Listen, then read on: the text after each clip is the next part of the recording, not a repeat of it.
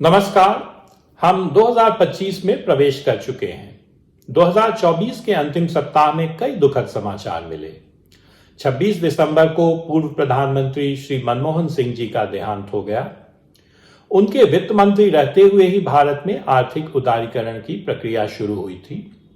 विजय बिहार उन्हें श्रद्धांजलि देता है। 29 दिसंबर को आचार्य किशोर कुणाल का निधन हो गया। स्वर्गीय किशोर कुणाल का जन्म 12 जून 1950 को अपने ननिहाल में हुआ था। उनका बचपन अपने पैतृक गांव बरुराज में बीता, जो मुजफ्फरपुर जिले में स्थित है। प्रारंभिक शिक्षा गांव पर ही हुई। वे बाल्यकाल से ही धार्मिक प्रवृत्ति के थे।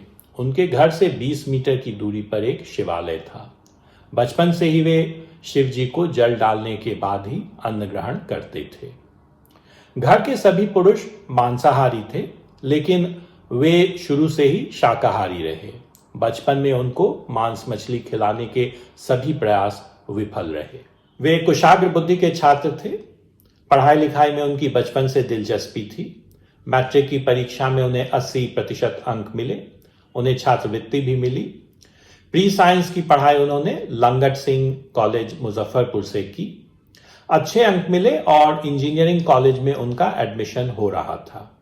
लेकिन अब उनकी दिलचस्पी कला में या आर्ट्स में ज्यादा हो गई थी और जिस दिन उनको एडमिशन लेना था उससे एक दिन पहले वे भागकर पटना आ गए, जहां पटना कॉलेज में उन्होंने बीए में एडमिशन लिया। यह घटना 1967 की है। यहां उन्होंने हिंदी अंग्रेजी के अलावा राजनीति शास्त्र, इतिहास और संस्कृत की पढ़ाई की। इतिहास में उन्होंने ऑनर्स किया। पटना कॉलेज उन दिनों शिक्षा का एक समृद्ध केंद्र हुआ करता था और उन्हें यहां कई विद्वान शिक्षकों से पढ़ने का अवसर मिला, जिससे कि उनकी इन विषयों में रुचि बढ़ती गई। हालांकि उनका रुझान एकेडमिक्स की तरफ ज्यादा था, लेकिन विधाता ने उनके लिए कुछ और ही योजना बना रखी थी। 1972 में वे यूपीएससी की परीक्षा में उत्तीर्ण हुए और आईपीएस बने। वे गुजरात कैडर के आईपीएस थे। उनकी पहली स्वतंत्र पदस्थापना 1975 में आनंद में सहायक पुलिस अधीक्षक के रूप में हुई थी। जो जांच के लिए पहला मामला उनके पास आया था, उसमें एक गरीब युवक ने शिकायत की थी कि उसके भाई को गांव के कुछ अमीर लोगों ने चोरी के शक पर मार डाला था। अनेक पुलिस अफसरों और राजनेताओं के दबाव और प्रलोभन उनके पास आए, लेकिन उन्होंने पूरी ईमानदारी से इस मामले की जांच की और दोषियों को दंड दिलवाया। यह तो केवल शुरुआत थी। पहले गुजरात और फिर अविभाजित बिहार के संथाल, रोहतास और पलामू जैसी जगहों पर काम करते हुए उन्होंने अपनी ईमानदारी, कर्तव्य के प्रति निष्ठा और समाज के प्रति अपने दायित्व बोध से खासी ख्याति और लोकप्रियता प्राप्त की। उनकी ईमानदारी और निर्भीकता की सभी कहानियों का उल्लेख करना यहां संभव नहीं है, लेकिन यदि आपकी दिलचस्पी हो तो उनकी जीवनी दमन तक्षकों का पढ़ सकते हैं, जिसे उनके पुत्र सायण कुणाल ने लिखा है। पुस्तक अत्यंत रोचक शैली में लिखी गई है और पढ़ने में आपको बहुत आनंद आएगा। 1983 में उनकी पदस्थापना पटना के एसएसपी के रूप में हुई। श्वेत निशा हत्याकांड में उनकी निष्पक्ष भूमिका बहुचर्चित है। 1985 के आसपास एक और बहुत बड़ा काम उनकी पहल पर हुआ। वह है पटना जंक्शन के समीप महावीर मंदिर का नवनिर्माण। तब से यह मंदिर बिहार के प्रमुख मंदिरों में। मंदिर से वे लगातार जुड़े रहे और सन 2001 में पुलिस सेवा से स्वैच्छिक सेवानिवृत्ति लेने के बाद वे श्री महावीर मंदिर न्यास समिति को अपना पूरा समय देने लगे। इस ट्रस्ट के द्वारा जन कल्याण के अनेक कार्यक्रम चलाए जाते हैं। 1998 में स्थापित महावीर कैंसर संस्थान पटना का पहला कैंसर अस्पताल है।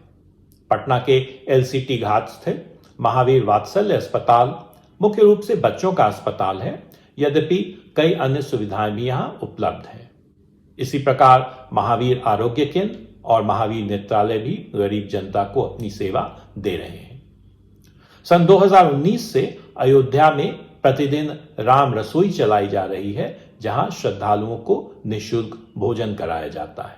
सन 1990 से रामायण पत्रिका का प्रकाशन महावीर मंदिर ट्रस्ट द्वारा होता आ रहा है। पूर्वी चंपारण के केसरिया में एक विराट रामायण मंदिर का निर्माण करवाया जा रहा है, जो कि कंबोडिया के अंकोर वाट में जो प्राचीन मंदिर पाया गया है उसी के तर्ज पर है, लेकिन उससे भी विशाल होगा। महावीर मंदिर पटना के बारे में एक और रोचक बात यह है कि सन 1993 से जो वहां के प्रमुख पुजारी हैं श्री सूर्यवंशी दास, उनका जन्म एक दलित परिवार में हुआ था। सामाजिक सुधार की दिशा में यह एक सराहनीय कदम है और हम सबको महावीर मंदिर ट्रस्ट का इसके लिए साधुवाद करना चाहिए। यह वीडियो स्वर्गीय आचार्य किशोर कुणाल के व्यक्तित्व और कृतित्व के साथ न्याय नहीं कर सकता। विजय बिहार उनको अपनी श्रद्धांजलि प्रकट करता है और हम चाहते हैं कि बिहार के युवा उनके जीवन से प्रेरणा लें कि किस प्रकार ईमानदारी, लगन, सूझबूझ और टीम वर्क या संगठन के द्वारा समाज में एक सार्थक बदलाव लाया जा सकता है। जिस दिन आचार्य किशोर कुणाल का निधन हुआ, उसी दिन पटना के कंकरबाग में बिहार के एक और सपूत प्रोफेसर सियाराम तिवारी का भी निधन हो गया। वे हिंदी और भाषा विज्ञान के प्रकांड विद्वान थे। विश्व भारती शांति निकेतन में वे हिंदी विभाग के अध्यक्ष रह चुके थे। उनकी अनेक पुस्तकें प्रकाशित हो चुकी हैं और हनुमान जी के वे भक्त थे। हम उन्हें भी अपनी श्रद्धांजलि प्रकट करते हैं। एक ही दिन में हनुमान जी के दो भक्त ब्रह्मलीन हो गए। हम आशा करते हैं कि वर्ष 2025 देश, प्रदेश और हम सब के लिए बेहतर होगा। विजय बिहार की ओर से आप सबको नए साल के लिए मंगल कामनाएं।